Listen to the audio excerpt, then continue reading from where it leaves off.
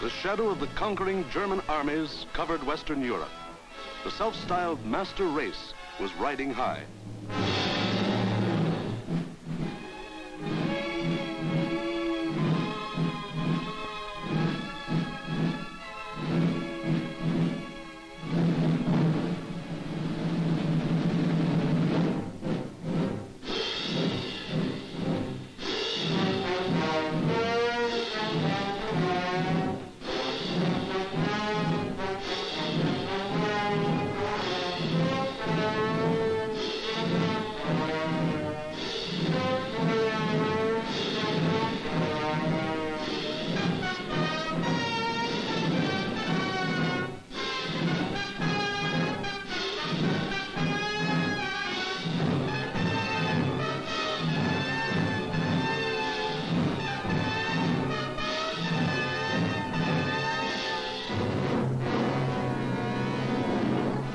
Adolf Hitler stood just as Napoleon had stood more than 100 years before, and looked across the English Channel to the one fighting obstacle that stood between him and world domination.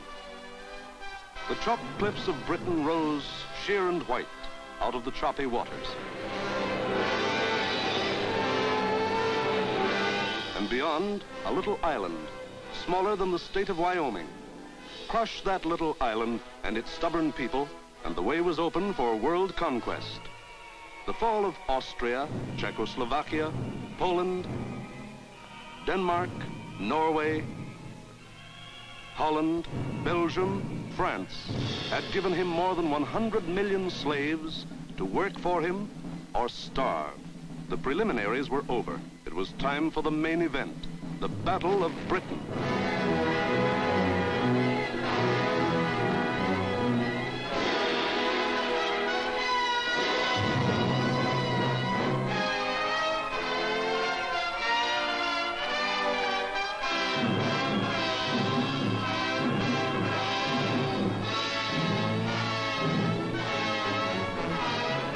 Hitler and his generals feverishly drafted their plans for the conquest of Britain. Every detail must be anticipated. A slip now might wreck the whole timetable of world conquest. 6 weeks of final preparation went into those plans. 6 weeks to determine the history of 1,000 years. The thing was foolproof. See for yourselves how simple the whole operation was to be. Look. German plan for invasion of England. Phase 1. Knock out the Royal Air Force and its bases. Get control of the air and the sea lanes across the Channel. Follow the Blitz plan that had wiped out Poland, the Low Countries, and France. Destroy communication and transport lines. Above all, get command of the air. Phase 2. Pulverize the coastline with dive bombers. Drop parachute troops to take over the airfields and establish beachheads.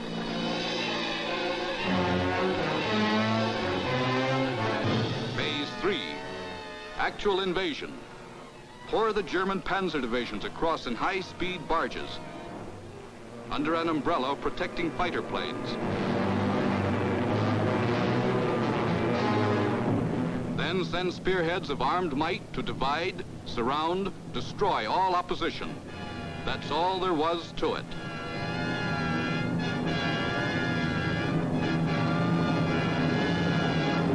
Conquer Britain.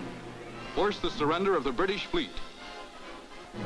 Then, with the combined sea power of Germany, Britain, Italy, France, and Japan, he could control the seas and tell us where to head in. The torch of freedom flickered low. On the Channel invasion coasts, more than 100 fully equipped German divisions were singing the Nazi theme song, "We are sailing against England," as they waited the word from Hitler.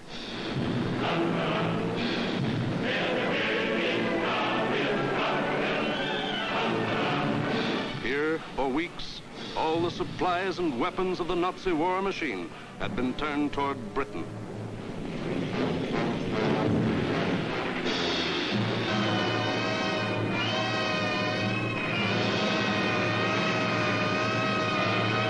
The jaws of the Nazi whale were set to swallow Jonah.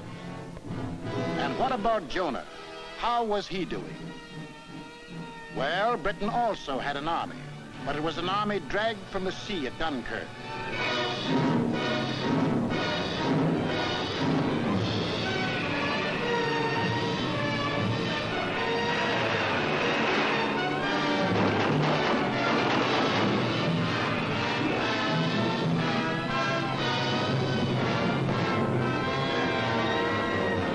An army without weapons. These had been left behind on the roads of France. Tanks, guns, motorized equipment, all abandoned to save the one priceless item, men.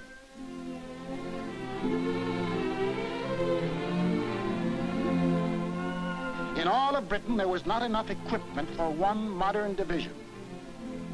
Only one tank for every 1,000 square miles of territory. Only one machine gun for every 1,500 yards of beach. Britain had a navy, too, but it was scattered all over the globe, guarding vital food and supply lines. And the British knew it would be suicide to use their fleet in the narrow waters of the English Channel with the German Air Force in control of the air. Britain also had an air force. An air force outnumbered 10 to 1 by the enemy, both in men and machines. And then there was Britain herself, the people of Britain, the people who were to be terrorized and forced to surrender. They knew that every man, woman, and child, in uniform or out, would be Hitler's target in the onslaught that might come at any moment. They knew they had a job to do, and not much time to do it in. The young, the not so young, and the old. The clerk, the butcher, the farmer, the member of parliament, they formed the civilian army, Britain's home guard. They started from scratch.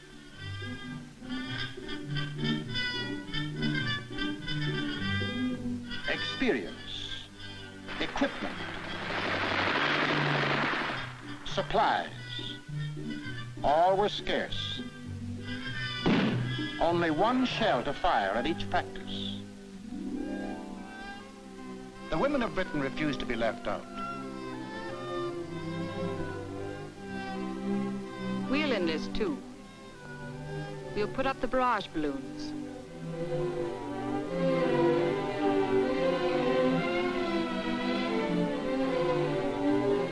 Man the Ack-Ack guns. We'll run the railroads and get the trains through on time. Ferry the planes. Carry the dispatches. Drive the ambulances and run the buses. And we'll see that our men are fed and don't go hungry.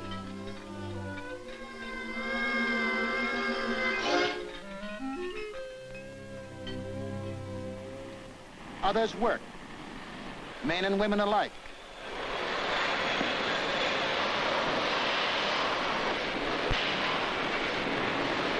They worked full time, overtime, double time, 40 hours a week, 50, 60, 70. Hours meant nothing. Fatigue meant nothing. Until the government forced them to cut down hours because over-fatigue was hurting production.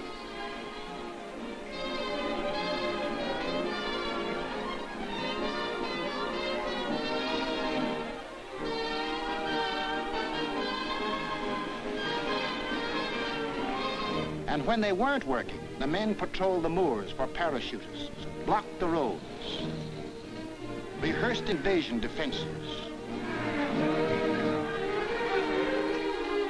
For something had happened here the Germans could never understand. In a democracy, it is not the government that makes war. It is the people.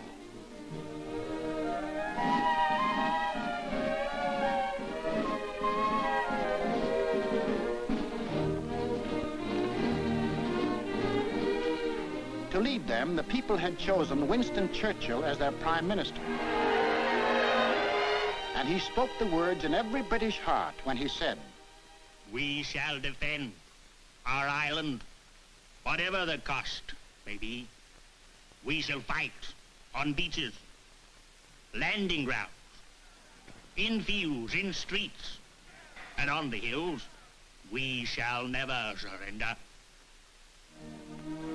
This was Britain in its darkest hour. The people knew they were in for the worst the Nazi mind could invent, yet they didn't panic or run away. They patrolled and waited. They drilled and waited. They worked and waited. Waited for the terror they knew was coming. Then it came.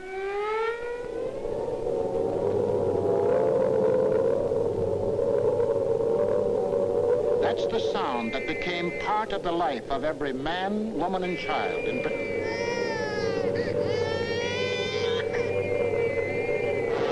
August 8th, 1940, and the battle for Britain is on. 30 enemy aircraft over the channel, flying due west.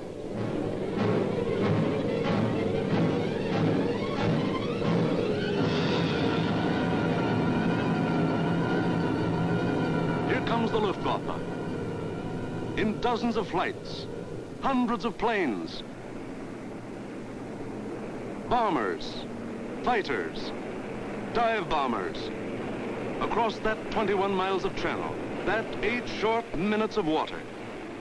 Their first tactics were to bomb convoys in the channel. Convoys loaded with food and munitions, bound for the great port of London.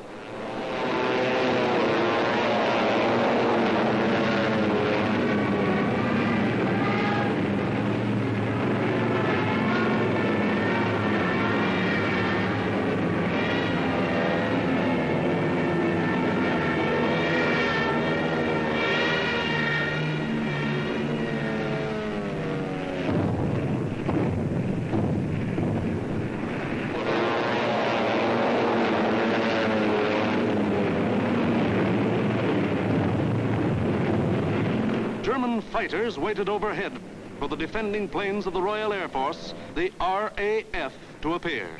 They didn't have long to wait.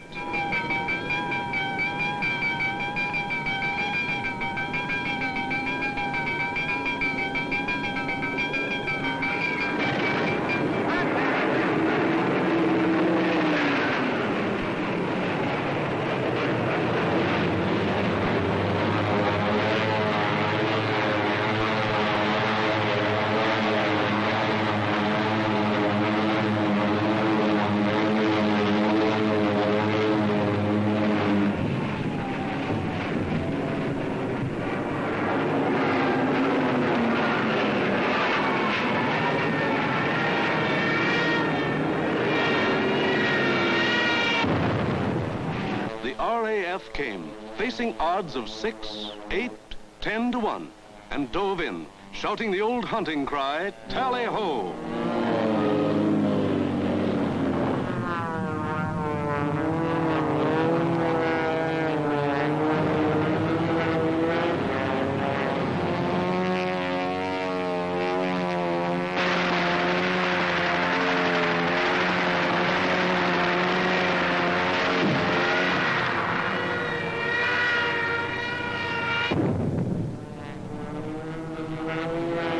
Phase 1 of the Nazi plan called for the RAF to be knocked out of the air.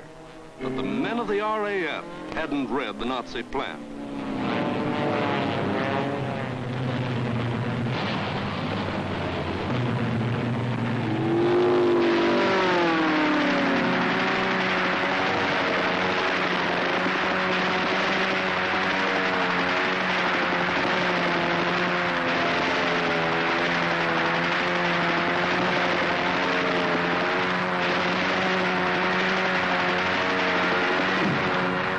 4 days, the RAF knocked 182 German planes out of the sky. For the next week, the Germans attacked the coast cities from the Thames River to Weymouth.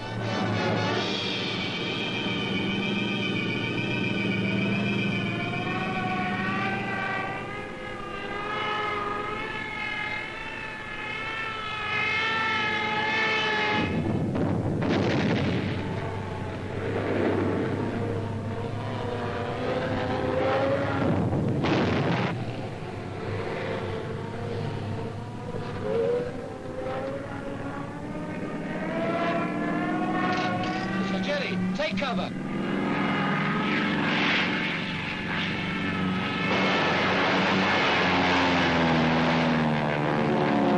Spitfire.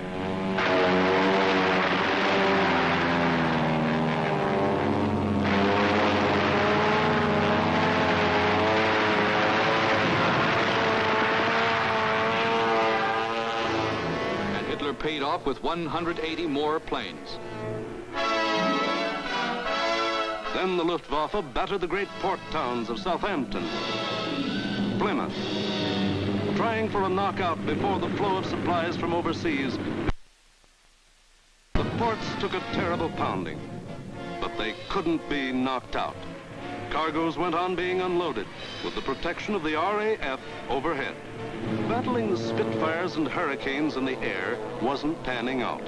So Goering switched his main attacks to the fighter airfields, Dover, Deal, Woking. Maybe he could destroy the planes on the ground. He bombed the airfields, and the fields were hit. But the planes were saved. For Britain, unlike Poland and the Low Countries, didn't make the mistake of bunching its planes on the runways. The planes of the RAF were scattered and hidden, only a few on any one field, and those in the far corners. The Spitfires still went up to meet the enemy. In the first 10 days of the Battle of Britain, Goering launched 26 major attacks to get command of the air and lost 697 aircraft. The British lost 153, and 60 British pilots bailed out.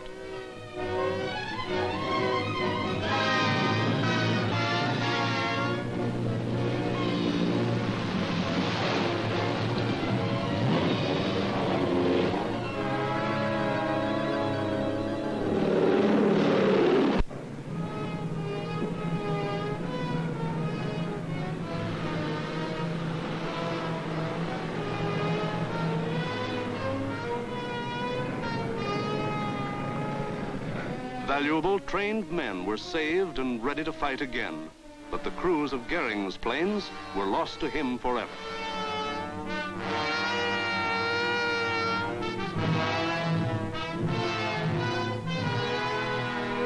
The pace was too hot. Something was going haywire. The Nazis had to call time out. On a 2,000-mile front from Norway to France, the whole Nazi Blitz program was being stalled because the RAF was still in the air. The shock troops were getting hoarse from singing, "We are sailing against England."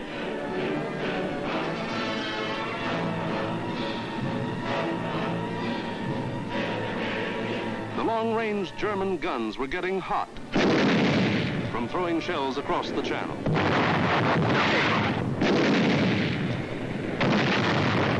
In public, Hitler assured the Germans, "Mr. Churchill tells his people that England will win, but I tell you that victory will belong to Germany." But in private, he sent for Goering, the boss of the Luftwaffe, and put him on the hot seat. Goering was told to do something and do it quick. So on August 30th, he ordered all-out attacks on inland aerodromes and industrial centers. Maybe he could knock out the RAF on the assembly line. And he adopted new tactics, too. More fighters and fewer bombers. Or maybe he just had fewer bombers to send. Anyway, those he did send were well protected. Fighters above at high altitudes. Fighters on both sides. Fighters in the front and in the rear. Fighters weaving in and out of the bomber formations. Britain, winner of the first round, was ready. With higher morale and sharper defense, improved listening posts were set up all along the coast and warned of the enemy's approach before he left the continent. A quick flash from the control station to the fighter station, and pilots were on their way to meet the enemy while he was still over the channel.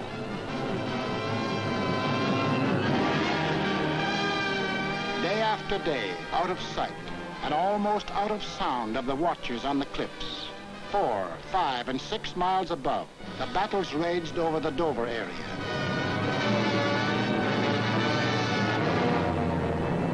The Dover area became known as Hell's Corner.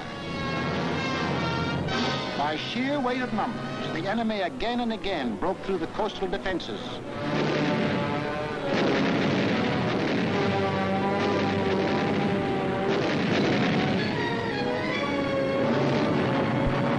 And reached inland to the airdrome.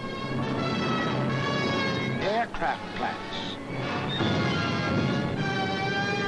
munition factories and machine shops.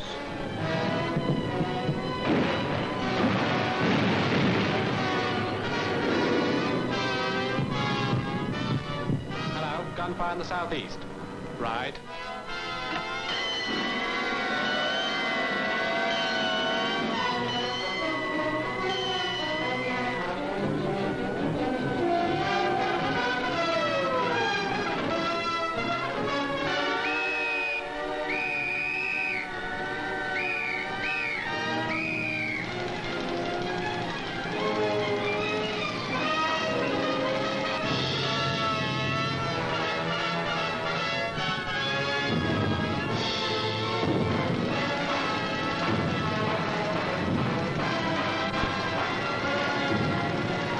The workers kept on working, and the RAF kept on flying. These few men with wings, alone in the sky, behind their motors and machine guns, were shooting down more than the Luftwaffe.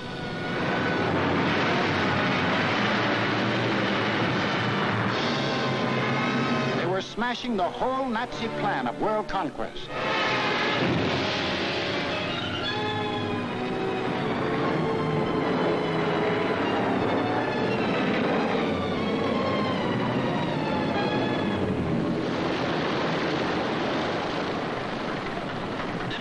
Johnny? 109 destroyed, Freddie, yes. Oh, good show.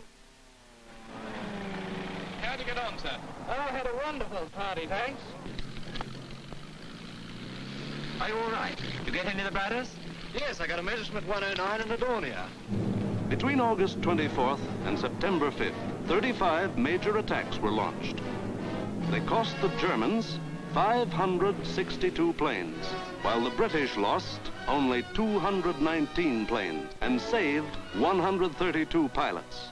Invasion plans were going completely haywire. The Nazis were blind with rage. The German mind has never understood why free people fight on against overwhelming odds. Hitler now knew he was superior in every weapon except the weapon of spirit. So he told Goering, break that spirit, crush the people, crush the spirit of democratic life itself. Invasion now would have to wait. The Nazis would avoid the RAF and smash the great city of London into the rubble heap they had made of Warsaw and Rotterdam. Could London take it? Even the people themselves didn't know the answer. The defenses they trusted in were London's hastily assembled anti-aircraft, the Ack-Ack guns, the balloon barrage which kept the raiders at high altitudes, the Royal Air Force, now down to its last reserves, and the plain, downright guts of people.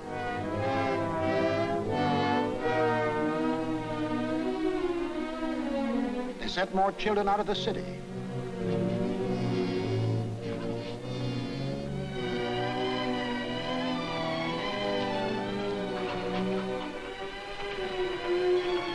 Tightened air raid precautions, stationed more airplane spotters, rehearsed firefighters, moved into bomb shelters.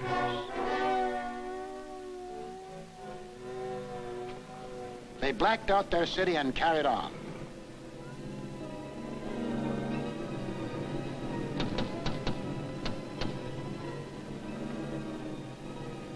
The first blow, aimed to crush the British spirit, came on September 7th.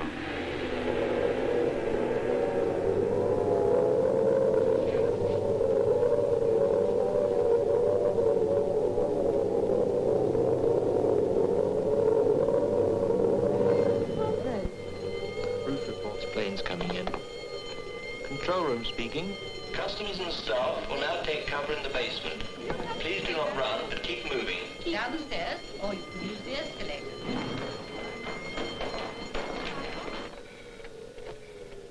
Third floor, clear.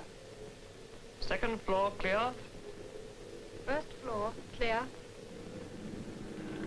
That day, when 375 German planes came roaring up the Thames River, the Battle of Britain became the Battle of London.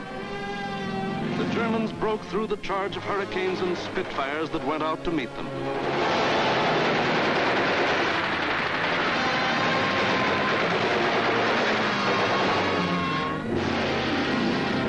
Gone was any pretense of aiming at military objectives. This was just savage destruction.